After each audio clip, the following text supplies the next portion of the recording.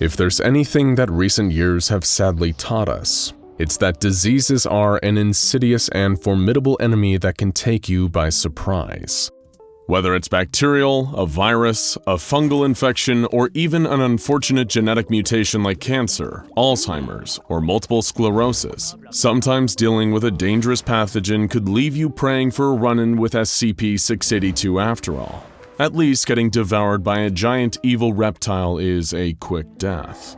But take a page out of the SCP Foundation's book. Sometimes the best response to an imminent threat is containment and research. One of the first rules of combat is to know your enemy. It may seem like a tall order to have to write the book on dangerous diseases, but thankfully that book has already been written. It's SCP-1025, the Encyclopedia of Common Diseases. This handy reader-friendly volume will tell you everything you need to know about all the common maladies you may find yourself facing, and a whole lot more. From the sniffles to lung cancer, from a cold sore to necrotizing fasciitis. You may be thinking, why would I need some dusty old book to tell me about diseases? I can always just go to WebMD. But you don't want that. You know what the internet is like. They'll just tell you you're sick and you don't want them putting silly ideas in your head like that. How about you open up to a random page and we'll take a look. There, see? The common cold. Classic. Let's see the description. The common cold is a virus that affects the upper respiratory tract. Its duration is typically a maximum of 2 weeks, and its primary symptoms include headaches, muscle aches, a cough, a runny nose, raised temperature, pressure in the ears or face, and loss of taste or smell. See? Simple, straightforward, and objective. Exactly what you need. Did you just cough? That's strange. And come to think of it, your nose is looking a little red. Do you need a tissue? Or perhaps a throat lozenge? Your voice seems a little hoarse. Perhaps you ought to take a break and lay down. You really don't look so good. Seems like the common cold to us. Thankfully, you shouldn't have to worry about it for more than 2 weeks. Oh, and that reminds me. There is a certain anomalous effect to the Encyclopedia of Common Diseases. Whenever you read about a pathogen in the Encyclopedia of Common Diseases, you catch it, manifesting even its most severe symptoms in an extremely brief period of time. Of course, this isn't that much of a problem if you just read the article about having a sore throat or a stomach bug. But what if you read the page for Ebola? Suddenly, you're half dead and bleeding from the eyes. Or the bubonic plague, or a disease that humanity has never even faced before. And what if, worst of all, the people who catch the diseases from this book continue to be contagious to others? It could be the basis for a world-destroying biological weapon and, at the very least, a bona fide Keter-class anomaly. When the SCP Foundation got their hands on this little hardcover anomalous nightmare, the researchers handling this thing realized it needed to be kept under lock and key.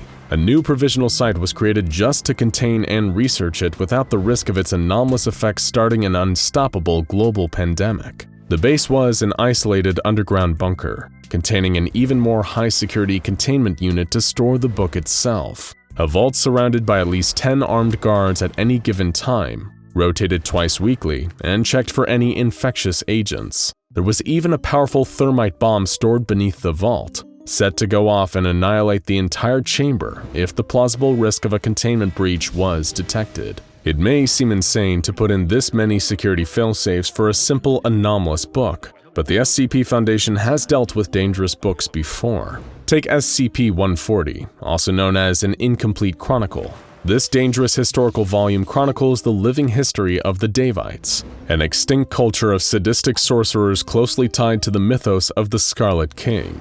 Whenever ink or blood is brought into the presence of this book, it absorbs the material, expanding the Davite history and bringing their terrifying rule ever closer to the modern day. Or take SCP-3512, The More You Know, a Pickup Artist's Bible, a deadly instruction manual made by a mind-controlling group of interest known as the Fiftists. This book gave its sinister practitioners the tools to control the minds of their potential romantic partners, often leading to their deaths. While it may not be quite as apocalyptic as SCP-1025 or SCP-140, the fact that there are so many in circulation still makes it a dangerous threat. Point is, a book can be a dangerous thing.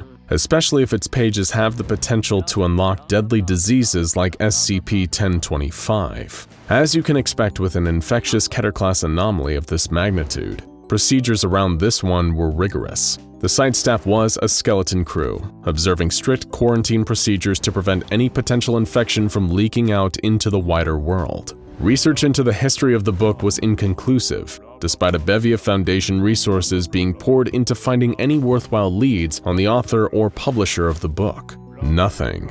It was an absolute mystery who or what had put this XK-class end-of-the-world scenario waiting to happen here on Earth. But now it was the job of these intrepid researchers to discover the full extent of its potential dangers. 27 D-class subjects were allocated to the base for testing. By the time the process was over, none of these unlucky prisoners would remain alive. The test started much like this video. The researchers forced a D-class to read the section on the common cold. Within 2 hours, the subject began coughing. Upon being asked, they also reported feeling physically achy, though they attributed the ache to sleeping on an uncomfortable D-class cot every night. The researchers were concerned already.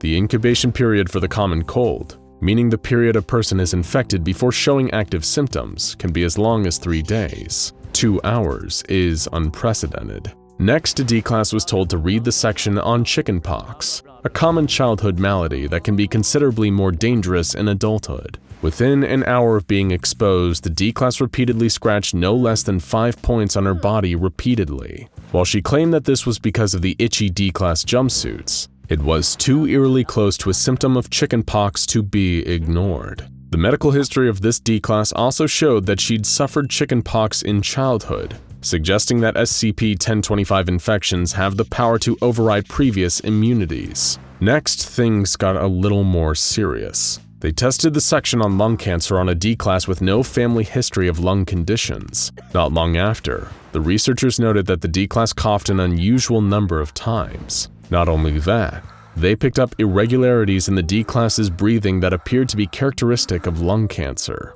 While the D-class did not report any feelings of chest pain or discomfort, the researchers had him terminated and dissected. No tumors were found. A researcher noted that they didn't wait long enough for proper tumor manifestation. They knew. They heard that D-class coughing.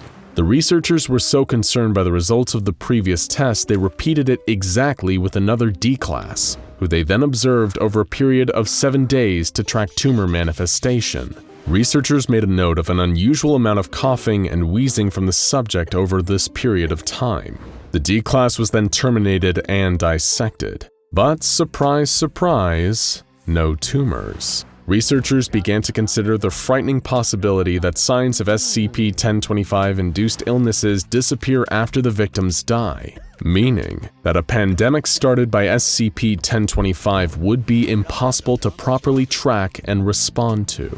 Things were only getting scarier and scarier for the SCP-1025 researchers, sequestered away in that isolated Foundation bunker. Researchers continued to delve further into the lung cancer rabbit hole. This time, however, they didn't wait for the subject to die before looking at their insides. They instead performed a vivisection on the subject, only to find that despite the victim still being alive and displaying some of the key symptoms of lung cancer, there were no tumors. What could this mean? These diseases weren't behaving like any of their non-anomalous counterparts. What other differences could we be dealing with here? Infectious lung cancer? And what if there are more books out there, like time bombs just waiting to go off? The tests continued, getting more isolated and more intense. In the end, the SCP-1025 site was staffed by only 3 researchers and 2 agents acting as guards. D-classes were sent in one by one to minimize ration requirements. It seemed that they could have been dealing with one of the most dangerous anomalies of all time. Even working with it could be a trigger for the apocalypse, if the proper containment and quarantine procedures weren't observed. Things got so out of hand that a D-class without an appendix was told to read the section on appendicitis, and researchers still observed him exhibiting symptoms of the condition. He was vivisected, and while the appendix was still not present, the organs in the area where the appendix would have been seemed redder than usual. When would this nightmare end? Well, it would actually end much sooner than anyone involved would anticipate. Despite never even reading SCP-1025 himself, a researcher developed a strange, persistent cough and was quarantined in a containment chamber by his concerned colleagues. On the 7th day of his containment, he seemed to be slightly taller than before, a symptom of SCP-1025, a deadly anomalous bloodborne pathogen that multiplies wildly and rewrites the genetic structure of its host if placed into a high-stress situation. This led to a number of terrifying revelations. Not only did the book have the potential to inflict a number of anomalous diseases, but it could also potentially do so by pure proximity, even if you don't actually read it. What other anomalous diseases could be on the table now? What about SCP-008? A terrifying prion with both 100% virality and 100% lethality, or SCP-742, a retrovirus that slowly but surely transforms its victims into cannibalistic monsters, or even the horrifying SCP-217, the disease that slowly converts your entire body into a mechanical nightmare. There would be no limit to the horrors SCP-1025 could unleash on the world if it ever got out. They needed to keep this thing locked up at any cost. That's when the infected researcher escaped, and all hell broke loose. The isolated facility went dark for 72 hours. After not being able to get into contact with any other Foundation bases during that time, a recovery team was sent to investigate the mystery. One agent and one researcher were found in the observation booth, wearing biological containment suits. Another agent was found crawling through the air ducts with his handgun drawn, a crazed look in his eye. An additional researcher had locked himself in the barracks with a homemade flamethrower, paranoid about infection. And the final agent was found dead in a storage locker, with some empty bottles and ration packages, after having given the door an airtight seal to prevent infection, then dying of suffocation inside. The O5 Council shuttered the entire investigation. SCP-1025 was downgraded from Keter to Safe Class, then placed in a storage locker. The whole thing was considered a wash. We know what you're probably wondering. Why? If this anomaly was so incredibly dangerous, why on earth would the O5 Council and the rest of the Foundation be dealing with it so casually? Well, that's simple. The initial batch of researchers had grievously misjudged the actual anomalous effect of SCP-1025. It doesn't give diseases to those who read its text. Instead, it induces a form of hypochondria by proxy to those around the reader. In other words, while SCP-1025 has no effect on the reader, it makes everyone around them merely believe that they've come down with a terrible illness.